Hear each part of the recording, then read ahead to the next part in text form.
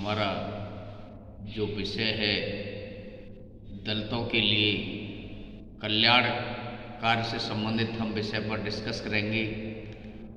अगर आपको वीडियो अच्छी लगे तो लाइक करना और सब्सक्राइब करना, बेल आइकन को दबा करके सब्सक्राइब करें। तो ऐसी स्थिति में हम दलित जातियों के लिए जो सरकार के द्वारा बहुत सारी कल्याणकारी योजनाएं चलाई गई हैं उस विषय पर हम डिस्कस करेंगे। तो पहला पॉइंट है अस्पृश्यता का उन्मूलन। हमारे यहाँ हमारी भारत सरकार ने 1995 में अनटचबिलिटी कानून बनाया। उसमें जो दलित जातियों के लिए छुआछूत और भेदभाव की नीति अपनाई जाती थी उसको पूरी तरह से ख़त्म कर दिया गया है। अब सभी समान हैं, किसी के साथ कोई छुआछूत भेदभाव की नीति नहीं अपनाई जाएगी। सेकंड पॉइंट में आप देख रहे हैं संवैधानिक प्रावधान। हमारी भारत सरकार ने आर्टिकल 17 के द्वारा ये प्रोवाइड किया गया था कि हमारे यहाँ छुआछूत को पूरी तरह से हम समाप्त कर देंगे और आर्टिकल 46 में अनुसूचित जनजातियों के लिए अन्याय और जो शोषण की बात की जाती थी वो भी समाप्त कर दिया गया है।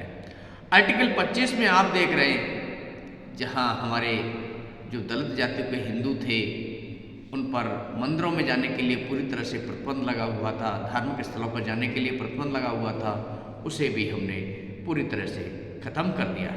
आर्टिकल 330 में, 332 में और 334 के द्वारा हमारे यहाँ जो दलित जाति के लोग थे लोकसभा और विधानसभा के चुनावों में उनको आरक्षण के द्वारा उनकी सीटें प्रोवाइड कर दी गई हैं, जिससे उनके लिए वो उस सीट पर ही चुनाव केवल दलित जाति का व्यक्ति चुनाव लड़ सकता है, दूसरे व्यक्ति को चुनाव लड़ने का कोई प्रावधान नहीं।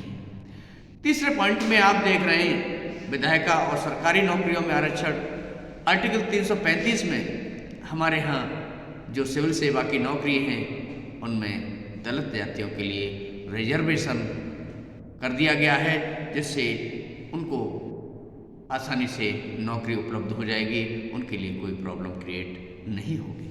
शैक्षणिक सुविधाओं के अंतर्गत उनके लिए हमारे यहाँ जो दलित जाति के बच्चे हैं उनके लिए छात्रवृत्ति की सुविधा की गई है। 5वीं पास के लिए, 10वीं पास के लिए, 12वीं पास के लिए और स्नातक स्तर पर उन बच्चों को छात्रवृत्ति दी जाती है जिनकी आर्थिक स्थिति बहुत कमज़ोर है और सरकार के द्वारा उनको सुविधाएं प्रोवाइड की जाती हैं कि वो अधिक से अधिक शिक्षा को ग्रहण करें। आर्थिक सुविधाएं भी दी जा रही हैं सरकार के द्वारा।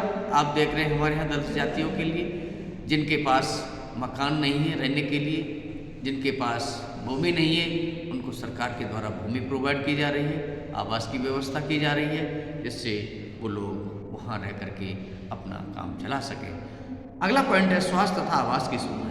आप देख रहे हैं हमारे यहाँ बहुत सी दलित जाति के लोग हैं, अनुसूचित जाति के लोग हैं या जनजाति के लोग हैं, उनके पास आवास नहीं है, तो सरकार के द्वारा उनके लिए आवास की सुविधा की जा रही है। और जो बहुत ही इनकी स्थिति गरीब है, निर्धन है, असहाय हैं, जिनके पास कोई साधन नहीं है, तो सरकार के द्वारा उनको जो BPL कार्ड है, बिलो पॉवर्टी, उसके अंतर्गत उनका ट्रीटमेंट जो है निःशुल्क किया जाता है, जिससे वो लाभ उठा सकें। अन्य योजनाओं के अंतर्गत आप देख रहे हैं कि हमारे यहाँ बहुत से जो दलित जाति के लोग हैं जो भूमिहीन किसान हैं, जिनके पास भूमि नहीं है, तो सरकार के द्वारा उनको भूमि प्रोवाइड की जा रही है, उनके लिए आवंटन पट्टे किए जा रहे हैं, जिससे वो आवंटन पट्टे लेकर के अपना काम चला सकें। और सरकार के द्वारा सारी योजनाएँ दलितों के लिए की जा रही हैं, जिससे दलितों का कल्याण हो और दलित जो हैं उनका विकास हो।